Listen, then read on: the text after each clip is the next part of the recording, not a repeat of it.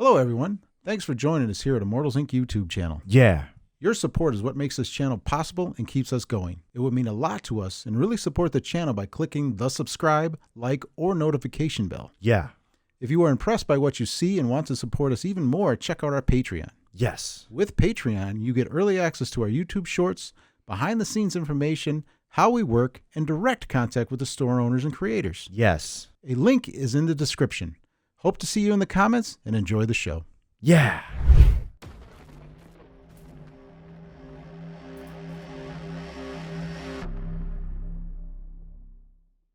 Hi folks, John Dunn here, RPG freelancer, publisher behind Meliorvia. I'm up here today with Mikey. What is up, John? It is a glorious afternoon here at Immortals Inc. in the dungeon.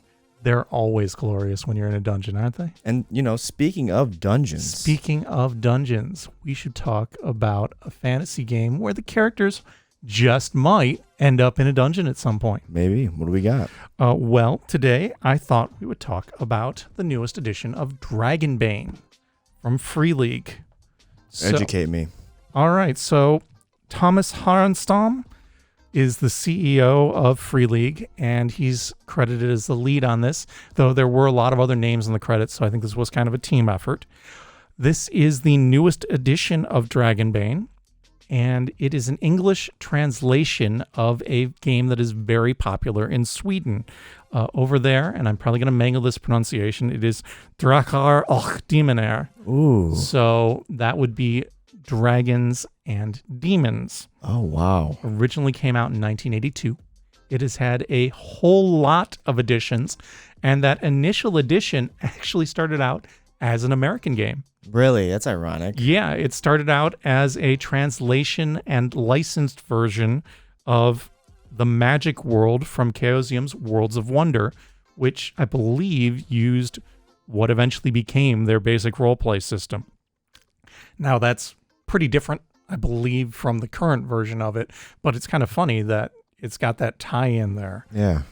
This is also clearly a very mainstream product in Sweden, because I kid you not, when I was looking for stuff about this game, I saw somebody's photo of a poster. And not just a poster, but a billboard ad for the game that was in a subway station. Okay. Yeah, so it's mainstream enough that they thought it was worthwhile to put up billboards in subway stations advertising it. That means there's definitely billboards on highways and, you know, Quite possibly. anything like that, for sure. So this was funded with a 2022 Kickstarter. They got about 12,000 backers and raised $700,000. Sheesh. It came out pretty recently. It was a Gen Con 23 release. It is a boxed set. You get a whole lot of stuff in here. You get playing cards that are, I believe, used for initiative in the game system, but also mix things up in other ways. You get some stands to hold the cardboard stand-ups that I'll show you later. You get a full set of dice, and these have kind of a cool D20, which has a dragon logo for the 20 and a demonic logo for the 1. That's pretty cool. You can Yeah. incorporate that in any system that uses that. Exactly, and I may have actually reversed that. Dragon on the 1, demon on the 20. Okay. Yeah, because when you're rolling these dice, you want to roll low. Oh, wow. So it's good to get that dragon, and it's bad to get the demon. So going through the rules, right? So the core rule book. So we get a little pamphlet here, and then we get a rule book here, which look at that cover there. You see that cover, Mikey? Really nice and smooth, dude. Is that a duck? That is a duck, which again gets into that tie-in. Remember we talked about RuneQuest Yeah. a while back? That whole Chaosium thing. Yeah, there's a duck as a player character Teenage class. Mutant Ducks. So this is the main rule book. It's 112 pages. There's a brief intro, and then it dives right into character creation. And this very much has an old school rules feel to it, OSR feel, because there are random options for doing everything. First off, you select your kin, and your kin options are human, halfling, dwarf, elf, mallard, and wolfkin. Mallard. That's the duck people. Ah, nice, Yes. nice. Is that a synonym for... A mallard is a type of duck. Learn something new Ones every with- day. The only Native American duck is the mallard. The ones the men have the males have the green heads. Wow. Yeah. That's pretty cool. All right. I think I'm gonna be a mallard in my run through. There you go. And then it gets into the professions: artisan, bard, fighter, hunter, knight, mage, mariner, merchant, scholar, and thief. You got a whole lot of choices there. And your profession kind of dictates your skill options, your starting gear, and a heroic ability. After you've done that, you generate your attributes: strength, con, agility, intelligence, willpower, and charisma. Kind of feel a little bit old school here because they are on a range of 3 to 18. And then you have your skills, your heroic abilities, a weakness, and they present the XP system. Skills are basically, like I said, a die roll where you want to roll as low as possible. The 1 is a dragon, the 20 is a demon. On the D20 die, low is better.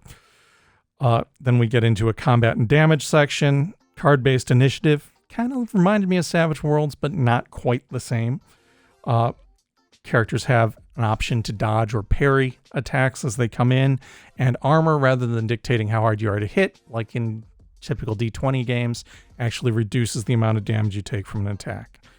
We get into a magic system, which is kind of a hybrid of a spell point and a memorization system. Casting too many spells can kill your character, which I thought was a cool touch. And magic has schools where you've got a general school, animism, elementalism, and mentalism. And then there's a 9-page gear section, which is mostly tables, and a bestiary with 15 fantasy type beings, plus some common animals, and those fantasy type monsters do include the obligatory dragon and demon, as you would expect from the title, Of course. right? And then some adventures, and this is basically a GM section and advice, how to set up adventures, and how to run campaigns.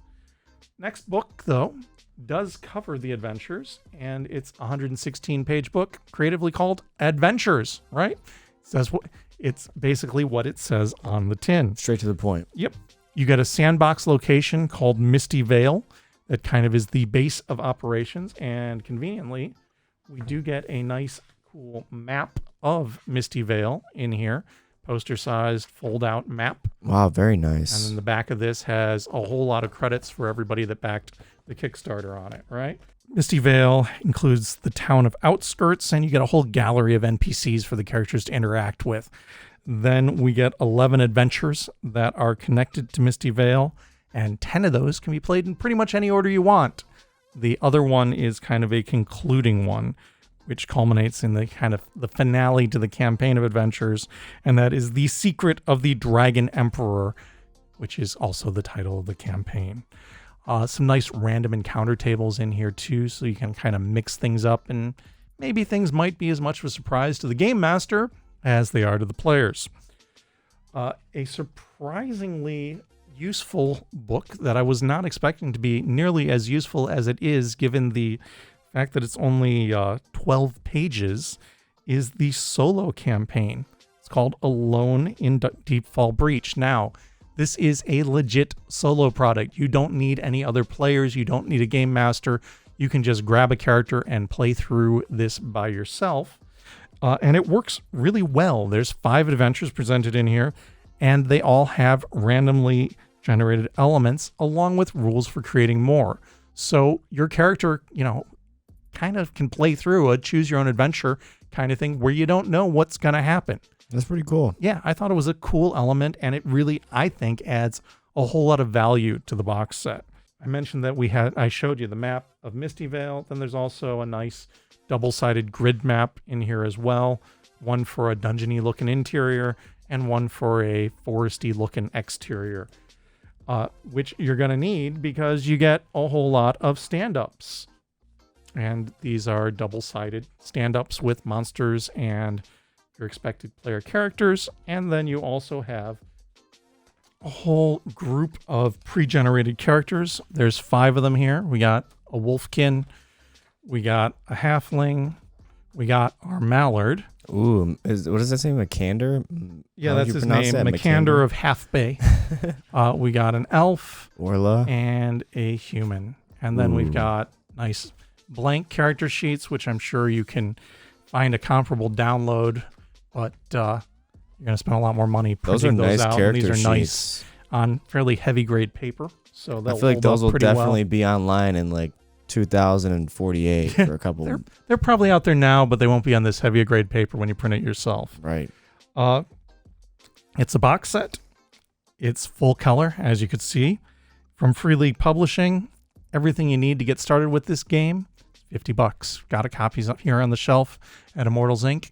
If you want a chance to play a duck and a wolf, maybe this is the game for you. Absolutely. I mean, it looks like one hell of a box set, especially for $50. It's really nice. It's everything you need to get started, including a cool looking set of dice too. Well said, John. Stop in or immortalsinc.com. Absolutely. See you guys later. Good gaming, folks.